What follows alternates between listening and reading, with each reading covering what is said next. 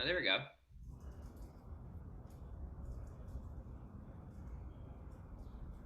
Almost there.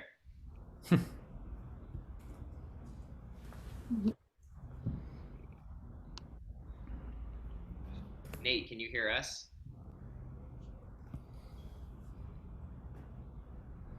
Can't hear you yet, but I'm sure we'll get there. All right, I'll have Molly help Nate out, and we'll figure it out. We're gonna get started.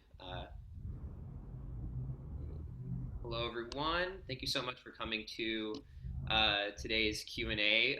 This is our animation block, and we have three really amazing films and filmmakers here today. Before we get started, I just want to say on behalf of the festival, we want to acknowledge the pain and the anger that we're feeling right now, not just about the most recent events we've witnessed, but also about the long-standing history of injustice and inequality. We stand with Black Lives Matter, and we are committed to working together to move our community and our country and the world closer to unity, understanding, and inclusivity. And happy Juneteenth, everyone. Before we get started, a few housekeeping items. Please use the Q&A function at the bottom of your screen to ask questions. We will get to those at the end. I'm going to try to get to them a little bit earlier, so I might interrupt the conversation that we've been having because these have been going longer than a typical Q&A. So I'm going to try to get to your questions a bit earlier than I have been the last couple of times. And you can also raise your hand. And if you raise your hand, then I can unmute you and you can ask your question live if you'd like. And that is it. Thank you all so much for being here. I'm going to introduce our filmmakers. And one second. I'm going to introduce our filmmakers. And we can start with Eleanor. Eleanor, would you like to introduce yourself to to our audience today? Hello, so my name is Eleanor Goldberg. I'm the filmmaker of the Hibiscus Season. It's an animation, short animation film of 10 minutes, drawn by hands, and it's based on my memories, on the memories of my childhood in Zaire, Kinshasa, in 1993. Leah, would you introduce yourself to the members?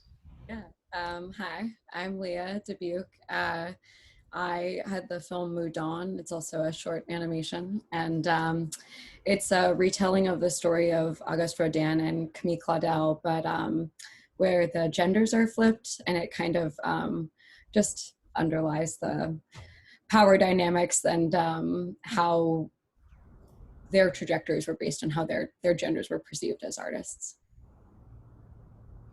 And Nate, are you ready to go?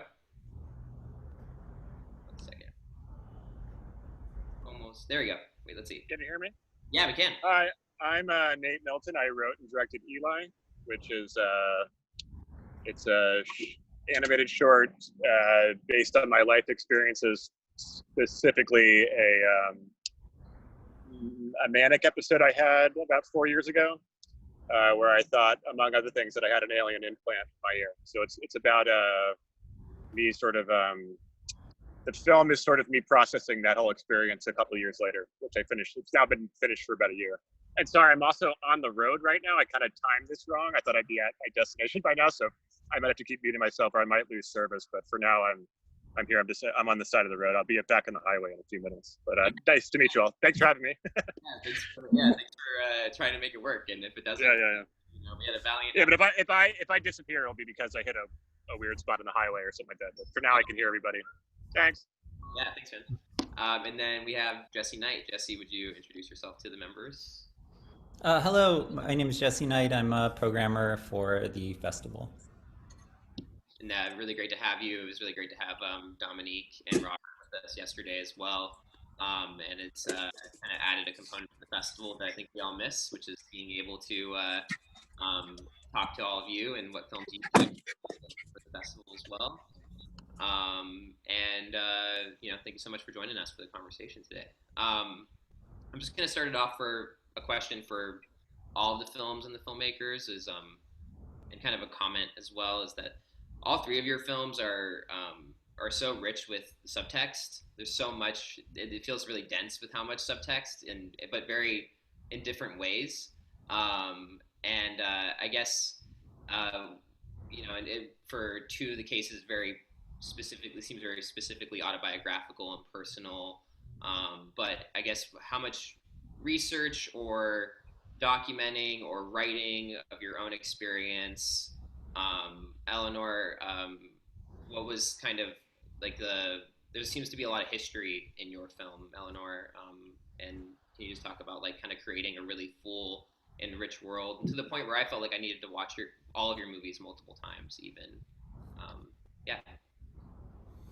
So, in fact, when I started to think about the hibiscus season, I knew I wanted to talk about this moment. The word in French is pillage, when the soldiers surrendered and went into houses. I knew I wanted to talk about that because that happens when I was living in Kinshasa. So I started to write a script, and I had a counselor, a writing counselor, and she proposed to me to write all my memories, like one memory, another memory, like to do like a sort of list of memories. So at one point, I realized I had too much memories for a short film. So I decided to, in fact, continue to write these memories, and that became a novel. And so, in fact, the project separated in two projects. Like, there's a novel, and I took like some of these memories to make a short film. And the novel was published in 2019, so last year. And I use some sentence from the novel in the film. For like the research was a lot about writing about memories and how do I remember some moments, some places, and like the colors and everything. So writing like just like writing the memories simply was very useful. And then I did some research in the family archives, like the photographs, the family photographs. And because I didn't have so much memories of the city, in fact, I just remembered like really like personal experiences, feelings, my house, my garden, my school, but it was very blurry. Like I didn't remember like the buildings in the city. I was too small. I was too young. But I remembered one sculpture, and I drew this sculpture in the film because I was when I was going to school by car. Each day I was passing by this statue, and so this is the statue of this bird that you see at the beginning of the film with the traveling. And this is um, a memorial for Nelson Mandela. So this is the only like architectural, real architectural element from Kinshasa that I use. And yes, and the French embassy, because of what happened at the French embassy, I really remembered the house and the garden, and it was really hard to find pictures, in fact, in Kinshasa of this house, but I found one, and I was able then to draw this view of the embassy, the French embassy. So it was, yes, in fact, a lot of work with the memory writing and some research, photographs, archives, family, the city, but yeah, it was very long to write, in fact, because I started to think about this film in 2013. And finally, I really like made it in 2000, I don't remember, 2018. Yeah, so it was long. Yes. Leah, with your film, to me, it felt like it wasn't something that you went out of your way to research as much as something that you knew a lot about and kind of came out of you. Is that more accurate, or was there a lot of research that you had to do once you had the idea? I first learned about Rodin and Camille Claudel when I was in school, maybe a decade ago, and definitely I was obsessed with art history when I was in school, and it was not by any means my major. I was just a fan. And like of the stories that I heard back then, that was like the one that was always the most seared in my mind over time. And basically, like I started working on this film in 2018, and around that time, I was just kind of listening to art history podcasts a lot when I was working on another project, and I randomly was like, I should listen, like, get a refresher on Camille Claudel because that was such an amazing story. And then I put on this 10-minute podcast about it, and by the end, I was like, I'm outraged. Like, I need to do something about this story. And so I did kind of, it was a thing where I wasn't really researching it as hard as much as I was like, yeah, definitely was refreshed on it and was just like, I want to, when I originally envisioned it, I thought it would be like a comedy because I thought so much about it was what was so funny to me was how it was like, she couldn't sculpt male models naked because of her gender and how so many of those things are just kind of the reverse of that has never been true in terms of like if you think about how many male painters have painted like 12-year-old girls naked and have been like totally fine throughout all of history. And I guess I was like thinking about trying to make something that as kind of comically highlighted that kind of double standard, I guess, that's kind of been ever present throughout history. And I don't feel like it to me feels very serious tonally, but I do think that part of it also was trying to like capture that voice of how art historians talk about art and how they kind of skew narratives and how, you know, the kind of reverence we have for artists kind of excuses behaviors or different kinds of we sculpt the way we look at people through how we record their histories. And I think part of the tone of it was trying to also look at how we examine history and how we kind of create narratives for artists outside of the actual work that they make also. Nate, there's a lot of symbols. There's a lot of different, like I paused a lot to notice little things that came up in your film. Things like, you know, the number 528, and so many little things with like frequency and little things that you leave in there to kind of tell a lot of the story. And you talked about it being a real experience. How much of how much of the things that are in it are completely from the real experience, and then how many things are sort of a way to sort of composite the story? No, 1 second. You're good now. Okay. Yeah, I'd say it's definitely like half and half. Like, and even the things that quote unquote like really happened to me were also like delusional thought patterns and things like that. So it was sort of like it's sort of like a choose your own adventure. Like I have sort of like a doctor's note for how like real it all is, you know. But I don't know. Like I think I'd say like it's a 50-50 with like especially chronologically too. Like just for storytelling narrative purposes, I just moved a lot of stuff around. And like the 528 stuff is just like that frequency is known as like the healing frequency, or also like the DNA frequency. And it's just like my composer Buck St. Thomas, I think, figured out it's like a middle C almost on a piano. And so we just sort of you know, I took all of these ancient ideas and sort of my weird crackpot science ideas that I had thought of while I was writing this thing and sort of just mushed them all together. So it's really I don't know. The disclaimer at the top that it's a true story is really a disclaimer. You know, it's about half and half. But thanks. Yeah, there's a lot of little things to pick up on, and a lot of things I threw in there too that just for my research. Also, like a lot of research-wise, a lot of the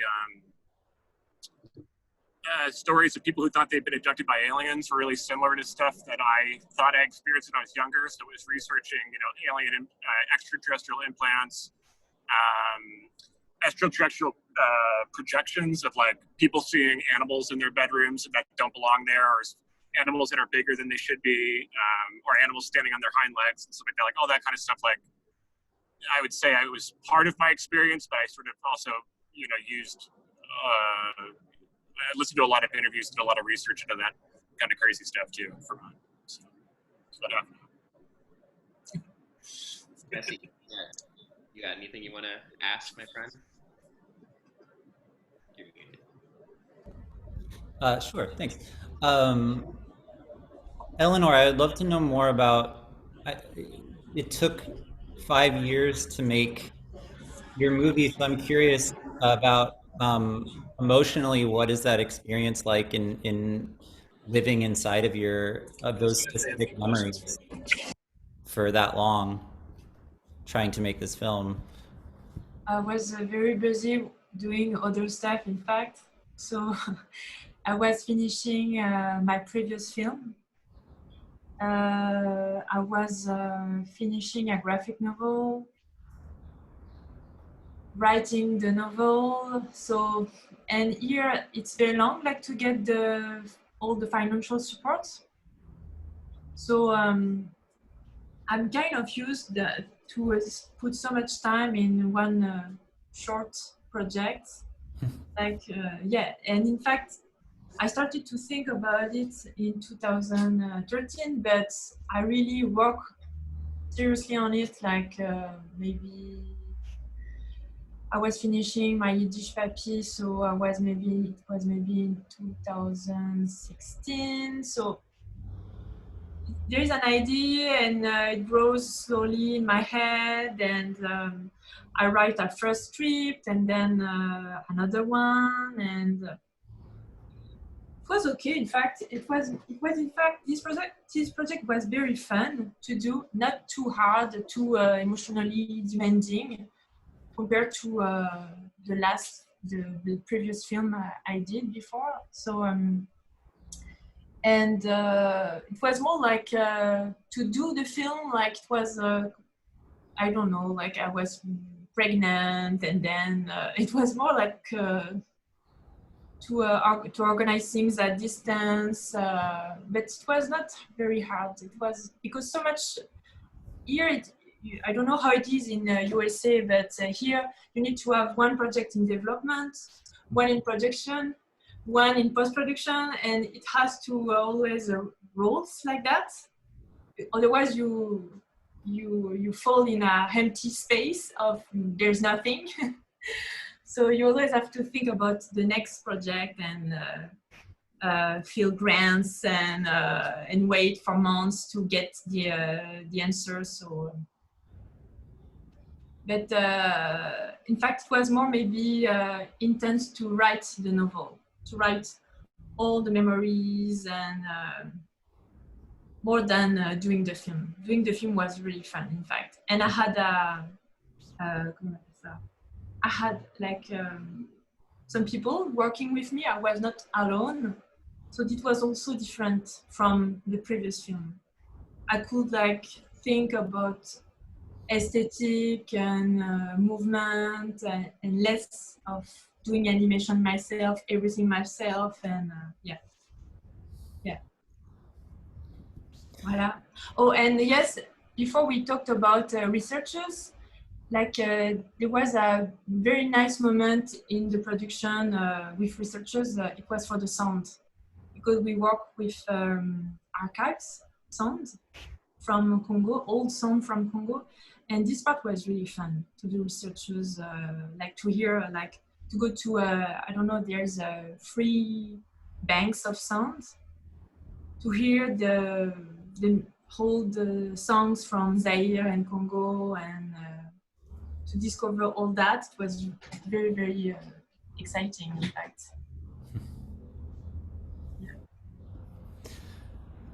Leah, I love how your film is presented like a history lesson, and there's no reason for anybody watching the film to think that it's not just about an artist that we've not heard about yet. Had you always intended to present it that way? And why was it important to do so? I did actually. I've shown it to a couple friends and they're like, whoa, is that a real person? Like I have had a couple people, which is kind of a cool idea because it does make me think that that is like a possible thing for history. Um, I think I did always wanted to do it like an autobiography because I think I also I think when I originally made it, there are two sequences that I added later, which were the love scene sequence and the kind of opening sequence with the exterior shots of the French countryside. And I kind of felt like I needed to add moments where we were kind of more immersed with the characters and kind of the moment, but I wanted to kind of look at like overall trajectory and kind of looking at how, you know, access to schools and how this like culture of mentorship being taught by great artists and how so many of these things go into creating a mythos around an artist. And I think that kind of tall tale aspect of how we look at people's lives. And so I wanted to really kind of examine how I also liked the idea of I think of, this is such a random comparison, but I think of the movie The Beach Bum, the Harmony Korine film that came out. I love that movie because it's a movie that has no central conflict at all. Like the character is just like, nothing goes wrong for that character over the entire course of that movie. And I thought that, because when I thought about it as a comedy originally, I thought it was kind of funny, the idea that so many trajectories of male artists from history are like, yep, easy, everything was fine. And so I kind of wanted to recreate that idea of this, because you know, artists in the 1800s didn't have lives like that. The idea of just like great school, great mentor, immediate success, like kind of playing on that idea also. Nate, is Nate there? Um, this applies to Hibiscus season 2, the how personal your films are, and I would love for you to talk about the catharsis of telling stories, personal stories through animation, and how you can tell them in these fanciful and magical ways that you couldn't do outside of imagination, and what that catharsis is like for you guys to make films like this way. Sure, yeah. I think what's special with being a filmmaker in animation is like, there's no way around it not being my take since it's coming out of my hands. So like every frame is a reflection of me, no matter what, even if it wasn't about me. I think so. It's sort of nice. I like when there's other when I watch other animation directors' films and stuff like that. It always feels like you're seeing a little bit of their fingerprints, no matter what, even if it's about some other, or when I work on more documentary style stuff, like people will still say they kind of saw me in it, maybe because it's you're sort of embodying the characters anyway, I think. And then personally, with writing about, making films about traumas or things that I miss in my life, or these sort of intense experiences and stuff, like I think it is really amazing to have the option to just, especially with any kind of filmmaking, but really with animation, that it's able to just, there's no one stopping me other than time, really. I could just sit and, like I was having problems just personally with some of these experiences I had to do with that manic episode and growing up with bipolar disorder, and being able to sit for 6 months and sit there and make it and have a lot of people see it and understand exactly what I was trying to say. And a lot of people told me that they sort of felt like they were in Eli's shoes or my shoes when they were watching it. So I think it's extremely cathartic to sort of like, line your demons up. And, I call it, shooting my demons in the head or something like that. Or some writers call it killing their babies or something like that. There's some other demonic. I don't know why I said demonic, but there's a lot of these sort of violent descriptions of how to get rid of, to get the demons out of your system or get them off your back. I think animation's a perfect medium to do it with filmmaking in general. So yeah, for me, it was extremely cathartic to make this film. Nate, really quick, I had a question from Denise, just one of our members. Just about the dedication of the what's the story behind the dedication? To Ruzi and to Orson at the end, I think. Well, Ruzi is a character who I had a show that sold to Facebook in 2018, and we got kind of steamrolled by the production company and Facebook proper. I don't know how deeply I should go into that, but it wasn't a great experience. So Brucey was the main character that I'd written. My friend and I, who had gotten that show greenlit, we had been writing for that character for 10 years, and the show got canceled, and we lost control of the characters and stuff. So I wanted to say that. And that happened when it was in production. And then also my dog, Orson, who I had for a decade, I had him for 10 years. He passed away the same summer. So it was like during the production of Eli, I lost both a character that I'd lived with, a fictional character, and then my dog who I'd lived with for a decade. And so I decided, by the time I had finished Eli, I decided to dedicate to both of them. And that's what the question, at the end it's dedicated to Brucey and Orson. So it's my dog and a cartoon character. It's a beautiful dedication.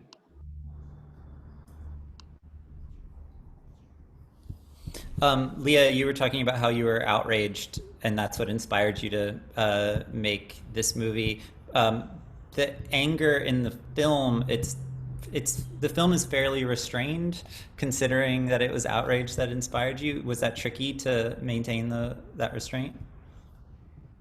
Yeah, I feel like it's a lot of that came from the feeling of role reversal, like that kind of catharsis in, like, because it feels so like unfair in the original story. I think that flipping of it, there's some kind of like weird fun in like, ha ha ha, like I get to rewrite it my way.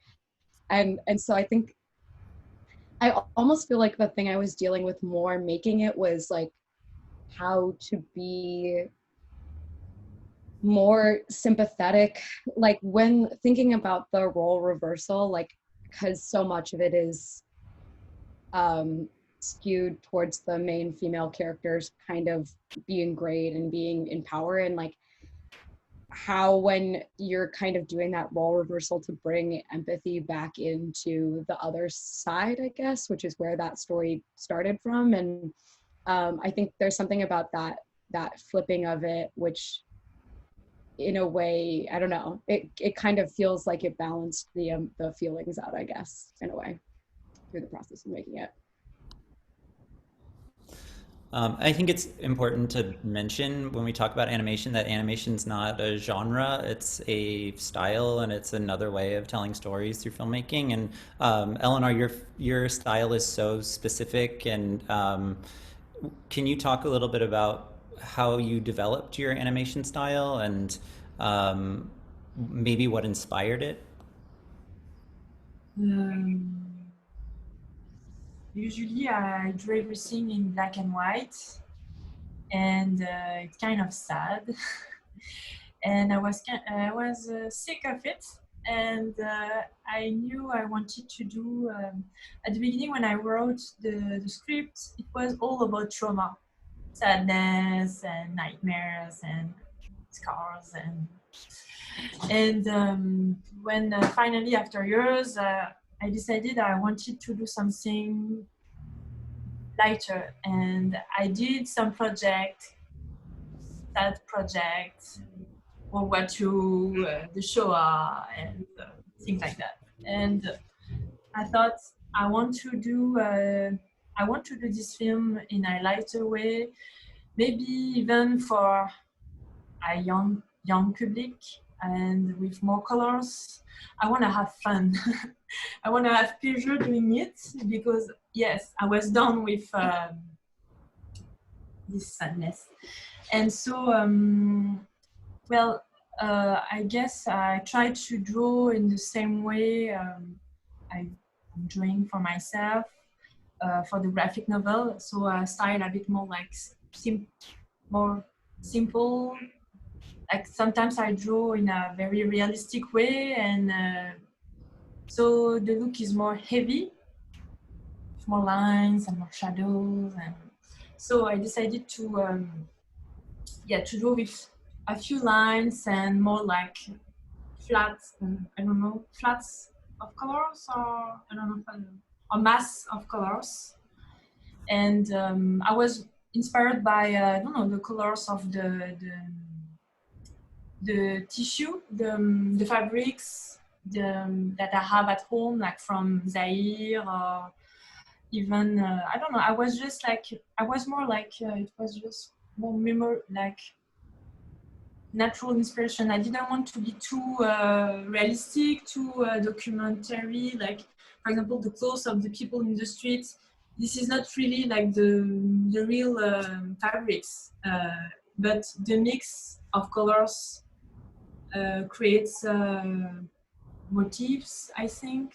So I wanted something very like kind of free. And I know some people that grew up in for example, Tahiti or Djibouti. And I didn't want to be too much, I don't know, I didn't want the stamp of Kinshasa on my film with, like, I wanted people that grew up in other, maybe country in the south. I wanted these people being able to relate to this atmosphere. So it's kind of almost neutral in terms of little details, like for example fabrics or cars, or I don't know, but like it was, I for example, for the house, I tried to draw my house from my memory, and then I looked at one picture and it was not really the same, but it was more simple to animate the way I drew it. So I was like, okay, let's keep the simple version, because it's already complicated to, for example, animate a pan from I don't know what's the word, from the top. And if I had that, it's gonna be even more complicated. And so I tried to make everything more simple. I looked in a Google Map my whole house in Kinshasa, just to see if I remember well, like the path, the car and things like that. But yeah, in fact, I don't feel that I was really inspired by some artists or for this film.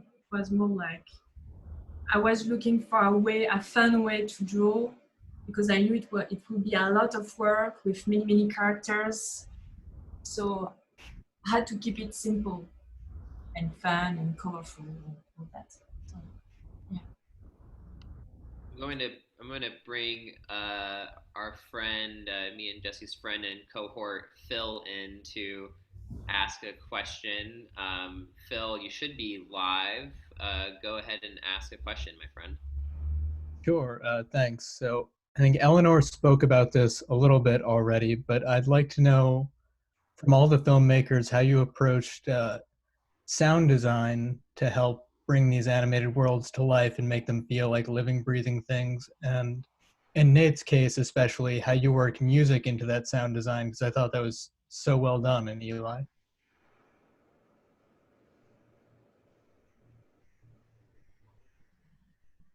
Nate, if you want to start it off. Oh, wait, sorry. Got you. You're good. Yeah, thanks. I think the way Buck and I work together, my composer, is, and we've done tons and tons of projects since we were really like little kids. We've been working together since we were in middle school, really. But he'll send me I'll send him storyboards, and then he'll send me demos. Like, I'm sort of making the animatics, and he's making the music demos at the same time. Sorry, my dog's whining. And and especially with Eli, since it's about a musician, a lot of those sequences definitely not just like emotionally needed the music cues, but really just literally it was almost like lip sync or something. Like I needed to have, if it wasn't the full finished version, at least demo versions to go with. And then with like matching the rock sound, the sound that the rock makes is like Buck was like rubbing bowls together in his kitchen, and he works on movies and commercials as like a boom operator guy a lot of the time. So he has all this like crazy sound equipment. So he was like running around New England getting a bunch of crazy noises, and then we'd have to match the you'd have to fill the holes with a certain amount of water in order to match the frequency number for the rock noise to make this right. It was a lot of complicated music theory stuff that's over my head, but it was a lot of work to get it that was, I would say that was like half of the job there too. Like once the story was there, really figuring out what the hell to do with the sound and how to make it all sort of one cohesive thing where it's, Eli's humming it, matching it to the rock noise, to the piano soundtrack. Like it's all, if you know a lot about music, like Buck's sort of like a musical genius. And so like he was able to match all of the sound design is in key with the soundtrack, and a lot of a lot of the sound effects are all sort of on some musical scale. I'm sorry, that's a roundabout answer, but it was definitely really complicated. It was difficult to get an all. Hope that answered the question. Yeah. Anyone else as far as like their relationship to sound design and how you work with that within your film? Yeah, Eleanor, go ahead. And in fact, I have the sound artist here, and I want him to come and talk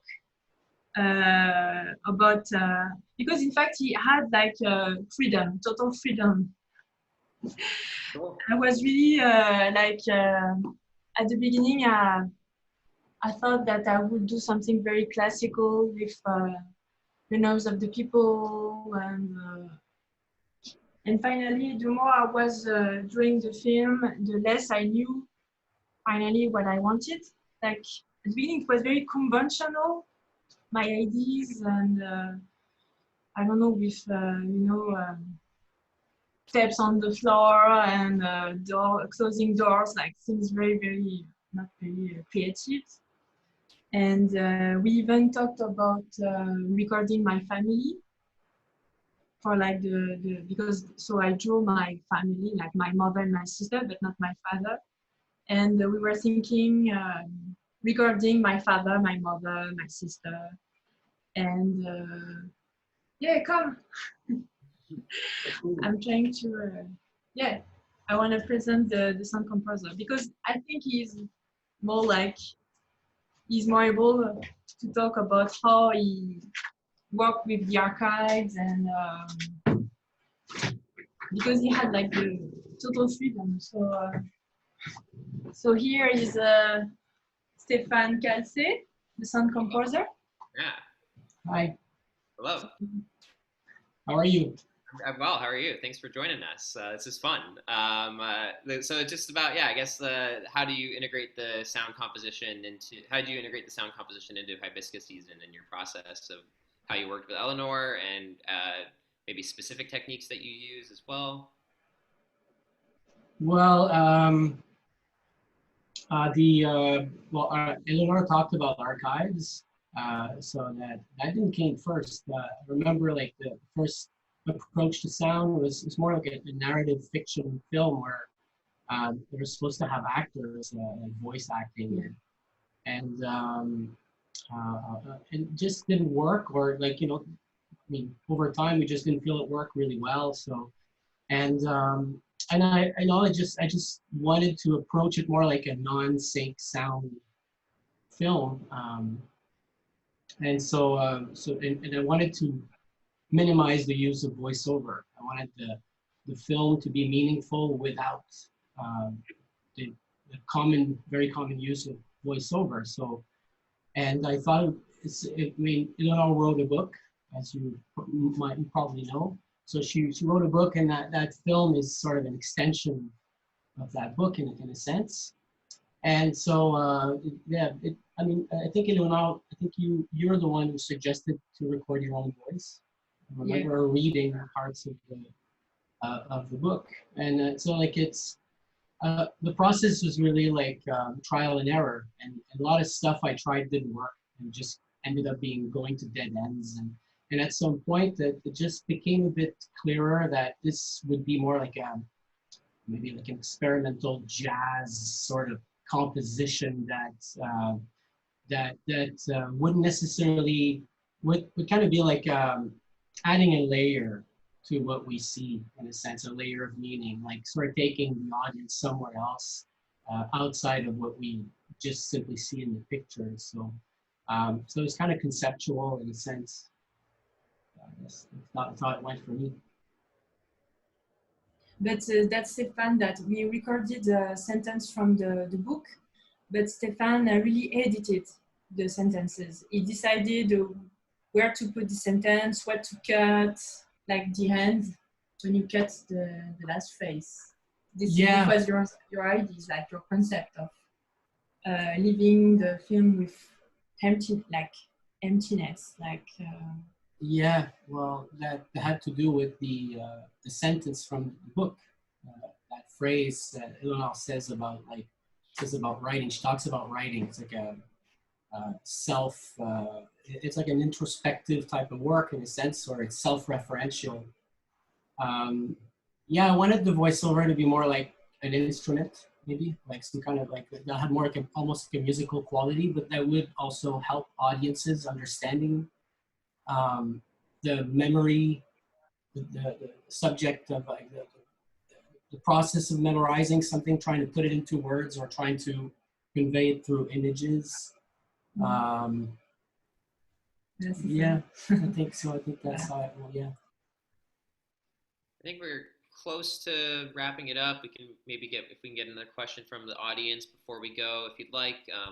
I'm also just curious, you know, the film industry, however important that even is right now, but the film industry in a lot of ways is sort of on a pause in a lot of areas. But animation probably is not one of them. How busy are all of you right now with work, either personal projects or work that you're being like hired to do and paid to do and stuff like that? Leah, if you want to start. I actually am working on a pilot for a show that I co-wrote with Sci-Fi that's about aliens on Pluto. So I am lucky that that's still in production.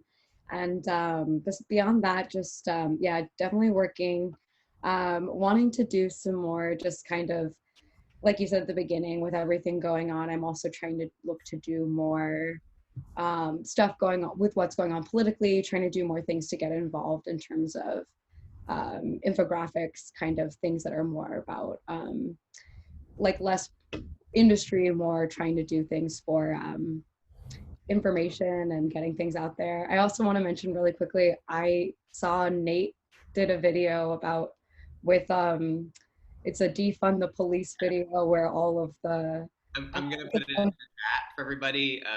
And Nate, you can talk about the video that you made if you'd like. I was gonna bring it up, so absolutely. Yeah, I'm a huge fan. Just wanted to say I want to do work just like that from now on, and that's it. Like, I love it.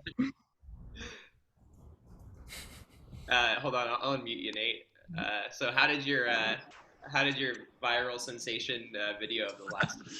Well, it's weird. The first thing of mine that I made a couple of things that have gone pretty wild, but I'll never get like the credit for it. I feel like the first time I've gotten credit for like a video that's really taken off, it has nothing to do with me, and like it's it's promoting Black Lives Matter, and it's using logos that are classic, and I didn't do, you know what I mean? So it's just me like I guess it's like the idea people are liking about it, but I think it's I love that it's got a lot of really good feedback, and it definitely felt good to.